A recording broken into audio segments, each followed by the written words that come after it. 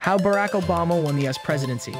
Obama rose quickly up the list of potential Democratic presidential candidates in 2008 thanks to his election to the Senate, which made him the highest-ranking African-American officeholder in the nation immediately.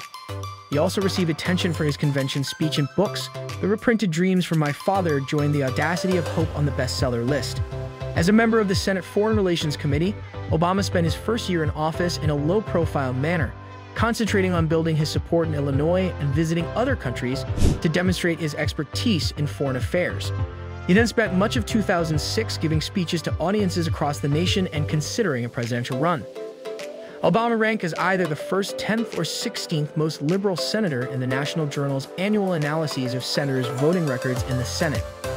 On February 10, 2007, Obama declared his campaign for president at a rally held in front of Springfield, Illinois' Old State House, the location of Abraham Lincoln's infamous House Divided Address from 1858. The Obama campaign organized Obama for America, OFA, a significant grassroots network of funders and volunteers with a heavy emphasis on the internet. Organizing for America was renamed OFA after Obama was elected in an effort to galvanize popular support for his legislative proposals. With Axelrod back in charge, the campaign devised a plan to win the Democratic nomination that depended on putting together the same group of blacks and white liberals that had helped him win in Illinois, with a special emphasis on appealing to young people. Even among African-American voters and leaders who respected Senator Hillary Rodham Clinton and her husband, former President Bill Clinton, and believed that Obama had little chance of winning, the polls initially showed that she had a significant advantage. At the beginning of the campaign, many people believed that former Senator and 2004 Democratic vice presidential contender John Edwards was a stronger candidate than the inexperienced Obama. Obama first astounded political commentators by matching Clinton and surpassing Edwards in campaign funding throughout 2007. He did this by utilizing his online base of supporters. On January 3, 2008, he won the Kiowa caucuses, surpassing both Edwards and Clinton by a margin of 8 percentage points and assumed a joint lead in the race. 5 days later, Clinton bounced back to defeat Edwards by 22 points and Obama by 3 points in the New Hampshire primary. By easily defeating Clinton in the South Carolina primary on January 26 by a margin of 55% to 27%, Obama passed the next crucial test and widened his lead in the race for the Democratic presidential nominee. He received resounding support from black voters in South Carolina and other primaries when the Iowa results demonstrated that whites would support an African-American candidate for president. On January 30, Edwards withdrew from the competition after finishing a distant third in his birth state. Due to their weak performances in the initial round Democratic primaries and caucuses, several candidates for the nomination, such as Senator Christopher Dodd of Connecticut, Senator Joseph Biden of Delaware, and Governor Bill Richardson of New Mexico, had already withdrawn. Obama and Clinton engaged in a vigorous campaign throughout the remaining contests and caucuses from February until early June. Clinton defeated Obama in the majority of the big states, including California, Texas, New York, New Jersey, Ohio, and Pennsylvania, winning 20 primaries overall to Obama's 19. The first woman president or the first African-American president were the historic firsts that both candidates aimed to achieve. Midterm election of 2010. Obama's legislative ambitions were consistently and vehemently opposed by congressional Republicans from the beginning of his administration. In terms of politics, the tactic was successful in the 2010 midterm elections.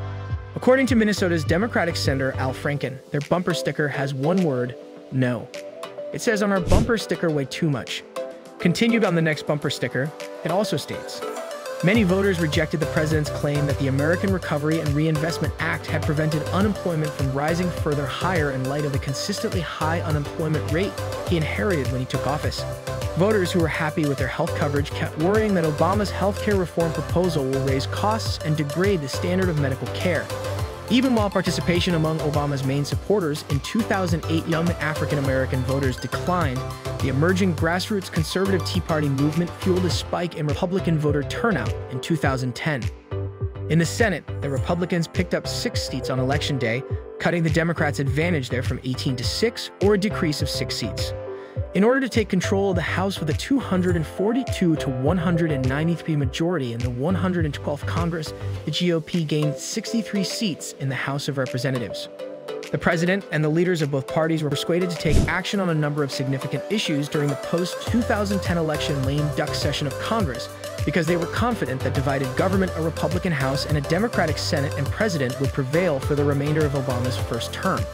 Obama put aside his objections to extending the tax rates for families making more than $250,000 annually, as they were scheduled to expire on December 31, 2010, and agreed to allow congressional Republicans to maintain the cuts. The 2012 election. President Obama entered the 2012 election year with job approval ratings that were dangerously low, roughly 40%, and an unemployment rate that was dangerously high, more than 8%, for an incumbent seeking re-election. But like Bill Clinton in 1996 and George W. Bush in 2004, Obama benefited enormously from not having to fight for his party's nomination. Gerald Ford in 1976, Jimmy Carter in 1980, and George Bush in 1992 had to wage such battles, and each of them was defeated by his general election opponent in November. In contrast, Obama was able to use the first 8 months of 2012 to raise money, rebuild his campaign organization, develop lines of attack on his likely Republican opponents, and launch his general election campaign from a united, enthusiastic Democratic National Convention in Charlotte, North Carolina in September 2012. Following the pattern of re-election-seeking presidents since the 1950s, Obama chose Vice President Biden to run with him for a second term. Midterm election of 2014. Obama's first term's trend of winning the presidential election and losing the midterms 2 years later was replicated in the 2014 midterm elections.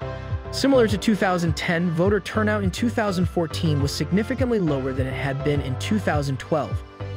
34% in 2014, the lowest in a national election since 1942, compared to 58% in 2012. The Democrats were projected to suffer since midterm electorates often have a higher concentration of older, more conservative, white voters who tend to support Republican candidates.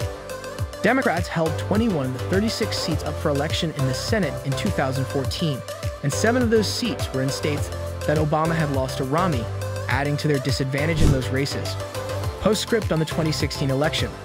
Obama was very interested in seeing a Democrat succeed him, even though the 22nd Amendment prevented him from running for a third term as president in 2016. This was especially true given that all of the candidates for the Republican presidential nomination pledged to work to repeal a significant portion of Obama's legislative legacy if they won the nomination.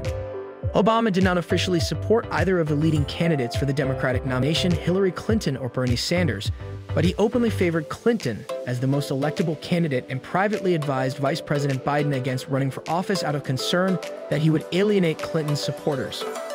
In the fall 2016 campaign, Obama campaigned ardently in multiple battleground states for Clinton and against the Republican nominee, Donald J. Trump, whom he described as temperamentally unfit to be president. Of Clinton, Obama declared there has never been any man or woman more qualified for this office than Hillary Clinton.